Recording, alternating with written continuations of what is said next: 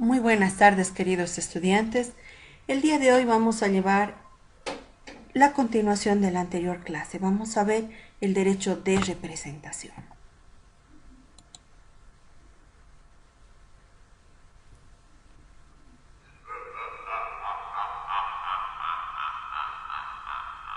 ¿Dónde se origina el derecho de representación?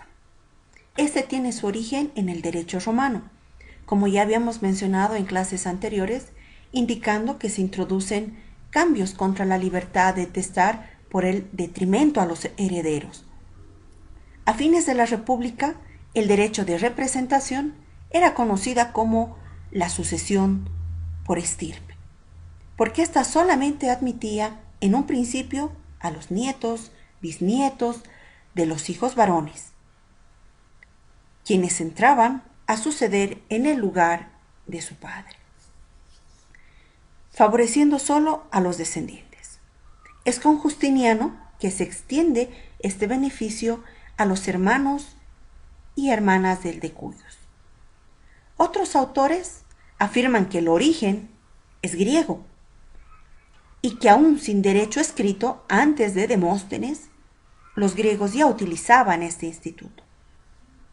El Código Civil Boliviano de 1831 en su artículo 603 refería al derecho de representación como una ficción de la ley por la que entran los descendientes más remotos a ocupar el lugar, el grado y derechos de sus padres difuntos. Pero solamente era instituida en una presunción de orden sucesivo en las muertes de dos o más personas, llamadas recíprocamente a heredarse, conocida como la teoría de la premoriencia, la cual contaba con el procedimiento civil de 1832 con una tabla de personas recíprocamente a heredar. Pero bien, ¿cuál es la definición del derecho de representación? Messineo la define como una sucesión en nombre del representado, lo que va a implicar el llamamiento hereditario y lo hace al sucesor, indirecto o mediato, dispuesto por ley, que sustituye a una o más personas en el lugar del llamado por ley, ya sea este indigno, premuerto o renunciante. Rippert la define como el beneficio de la ley en virtud de la cual un heredero de un grado más lejano es admitido a recibir la parte la que lo hubiera obtenido de su padre o madre premuertos, en concurrencia con herederos más próximos que él. Por ello, la representación hace subintrar a los descendientes en el lugar y grado de su ascendiente. Cuando éste sea desheredado, indigno, renuncia a la herencia o premuera. ¿Cuál es el origen del derecho de representación? ¿Y en qué consiste la prelación sucesoria? Empecemos por la prelación. La prelación es la prioridad o preferencia de las personas a suceder. Existe una prelación de la sucesión intestada cuando se refiere a los descendientes, ascendientes, cónyuge o conviviente, parientes colaterales y el Estado. El artículo 1083 del Código Civil hace referencia a ello. Por ello, los motivos que van a originar al derecho de representación son la premoriencia, es decir, que fallece antes que el decuyos. Cuando se declara indigno, aplicando las causales del artículo 1009 del Código Civil.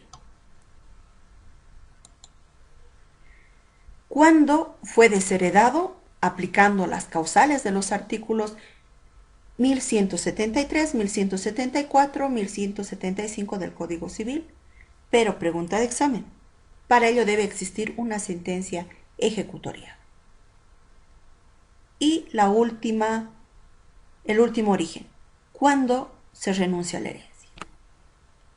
Este derecho de representación cuenta con varias teorías.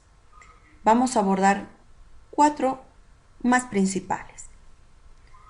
Cuando hablamos de la naturaleza jurídica del derecho de representación, existen varias. Por eso solamente vamos a abordar la teoría de la ficción, teniendo como propugnador a Pottier, quien manifiesta que la representación es una ficción de la ley, porque pone al representante en el grado y los derechos del representado. La teoría de la subrogación tenemos como expositor a Beatty, quien manifiesta que en materia sucesoria se subentra en el lugar y grado de su ascendiente, representado porque no quiere o no puede recibir la herencia, existiendo por ello una subrogación. La teoría de la sustitución manifiesta que la representación es nada más que la sustitución, pero opera en la sucesión testamentaria, porque en ella se ha sustituido al original sucesor, que resulta ser indigno, desheredado, ha premuerto o ha renunciado. La teoría de la voluntad considera más importante la unidad familiar, porque con el derecho de representación se ampara y protege a la estirpe nacida en un miembro familiar tras la muerte del causante.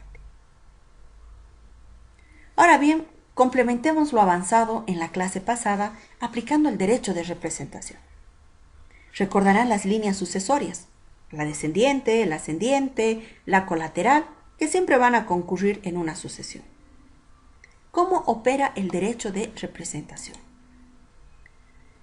El derecho de representación en línea directa de los descendientes es la que realiza el hijo o descendiente sin distinción si es hijo natural o es adoptivo para el padre. Esta representación tiene lugar hasta el infinito. Consiguientemente, los nietos, los bisnietos, los tataranietos de un tronco común pueden aplicar el derecho de representación en su parágrafo primero del artículo 1090 del Código Civil. En cambio, que el derecho de representación en la línea directa de ascendientes no existe. Si bien los ascendientes van a ingresar a heredar, no va a ser por el derecho de sucesión en base al derecho de representación. Van a ingresar por la sucesión legal o la testamentaria, y el ascendiente más próximo es el que excluye al más lejano. Pregunta de examen. El derecho de representación en línea colateral es aquella que tiene lugar con los hijos de los hermanos del decuyos. Cuando nos referimos al derecho de representación, la herencia se divide por estirpe. Pregunta de examen. El derecho de representación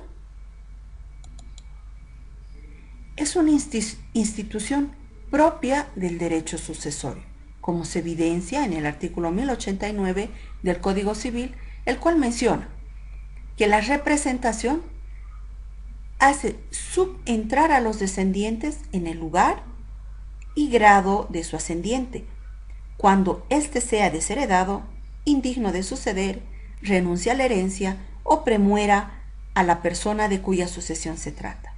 Esto porque no quiere o no puede.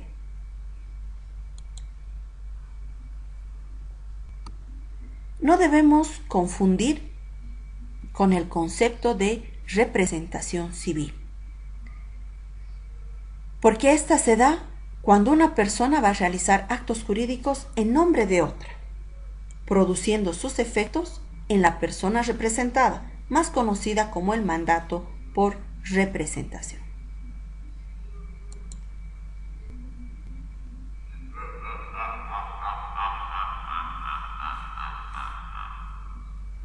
Con eso, queridos estudiantes, hemos